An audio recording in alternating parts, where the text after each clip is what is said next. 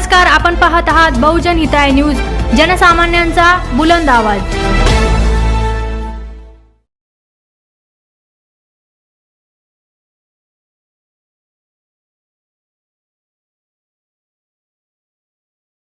नमस्कार सर, आपलं नाव?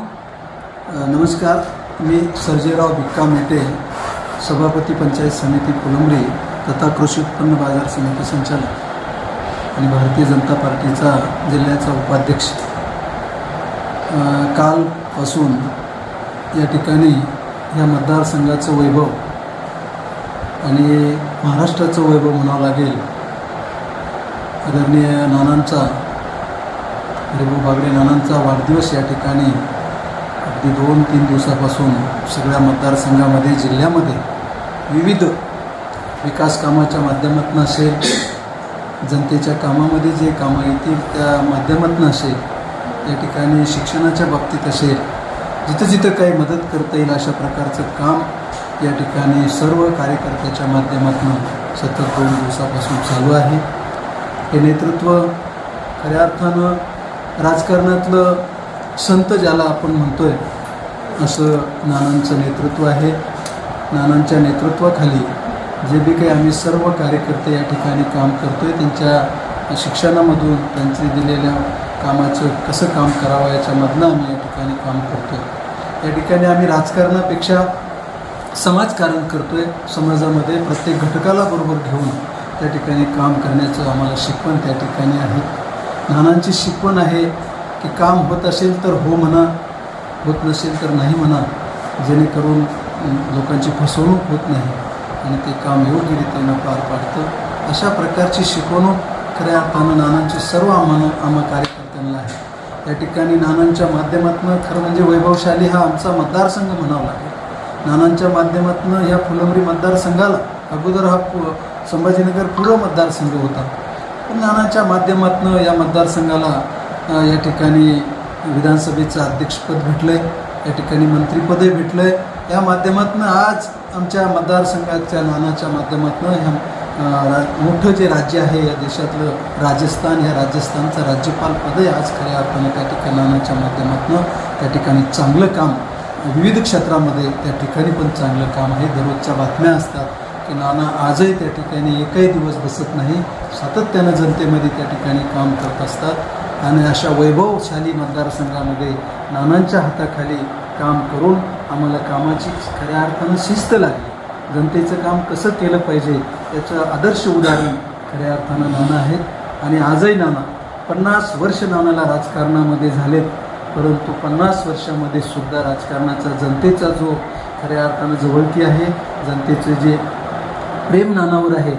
ते आतापर्यंत कुठेही कमी झालेलं दिसत नाही। आज एवढ्या ह्याच्यात सगळ्या वयोगटातली जी तरुण आहेत, वयोवृद्ध आहेत आणि जे राजकारणामध्ये आता काम करतात, इतक्या सगळ्यांच्या निगडीत आणि प्रथेप्रमाणे खरं म्हणजे नाना ज्यावेळेस राजकारण सुरुवातीला करत असतील त्यावेळेस कुठं रस्ते नव्हते, पांड्या होत्या, तेही नानांनी बघितलं। जेवण करत असताना जेवणापुरता दिवा लावणारी माणसं आणि परत झोपत्या वेळेस दिवा हिजवणारी माणसं पण नानांनी बघितली। एवढं सगळं पांद्या, रस्ते, इतकी बारीक माहिती असणारा नेता खऱ्या अर्थानं आम्ही आमचं भाग्य समजतो की या नेत्यांच्या हाताखाली आम्ही काम करण्याची संधी आम्हाला मिळाली आणि कसं जनतेचं काम करावं हे खऱ्या अर्थानं पुण्याचं काम आम्हाला नानांच्या माध्यमातून या ठिकाणी मिळालं आहे। म्हणून नानांचा वाढदिवस आम्ही साजरा करतोच आहे, पण प्रत्येक वाढदिवसाच्या माध्यमातून जनतेचं काम कसं करावं, नानाच्या प्रती जे जे आम्हाला काम करण्याची संधी नानांच्याकडून मिळत असते ते काम पुढच्या वर्षामध्ये आपण काय करावं, तो एक प्रोग्राम नानांची शिकून दिलेली आहे। की प्रोग्राम नानांचं वेळ हे फार महत्त्वाचं आहे। नानाने दिलेला वेळ कधी टळत नाही। तिथं किती उशीर पुढं होत असेल त्याला नानांना त्याच्याशी काही घेणं नाही, जो वेळ दिला त्या वेळेचं खऱ्या अर्थानं भान ठेवून त्या ठिकाणी समोर कार्यकर्त्याला काम करावं लागतं। नानाकडे एखादं काम घेऊन जायचं असेल, प्रामुख्यानं जर घेऊन जायचं असेल, 2 दिवस त्याचा अभ्यास करावा लागतो की ते काम योग्य आहे का, ते नीटनेटकं आहे का, ते नियमात बसतं का, ते होण्याच्या दृष्टीनं जर करायचं असेल तरच घेऊन जावं लागतं, अन्यथा न होणारं काम, खोटारडं काम नानाकडे होत नाही। चांगलं आणि सत्य काम, जनतेच्या हिताचं काम त्या ठिकाणी खऱ्या अर्थानं होतं। म्हणून असा आदर्श नेता आम्हाला भेटला। आम्ही सर्व कार्यकर्ते तालुक्यातले आम्ही भाग्यवान आहोत आणि ह्या वाढदिवसाच्या निमित्तानं पुन्हा आम्हाला नवीन ऊर्जा त्या ठिकाणी आज नानांनी जे लेक्चर दिले जे भाषण दिले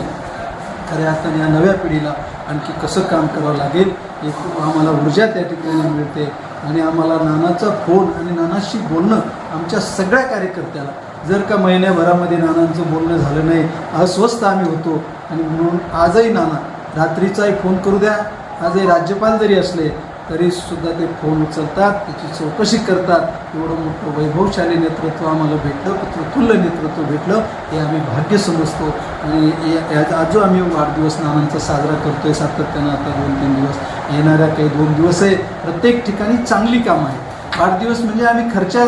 खर्च करत बसत नाही त्या ठिकाणी जनतेचं कसं काम होईल आजचा कार्यक्रम झाला उद्या परवा पण आमच्याकडं बोरगावचं या ठिकाणी नानांचा वाढदिवस त्या ठिकाणी आम्ही एक साजरा करतोय तिथे आम्ही आदर्श शेतकऱ्याचा सत्कार करतोय तो जो अल्पभूधारक शेतकरी आहे आणि तो चांगलं कसं उत्पन्न काढतोय त्याचाही त्या ठिकाणी सत्कार करतोय महिला बचत गटाने जे चांगलं काम केलं त्या प्रगतीवर जे आहेत जे आज सरकार त्याच्यासाठी प्रयत्न करतंय महिला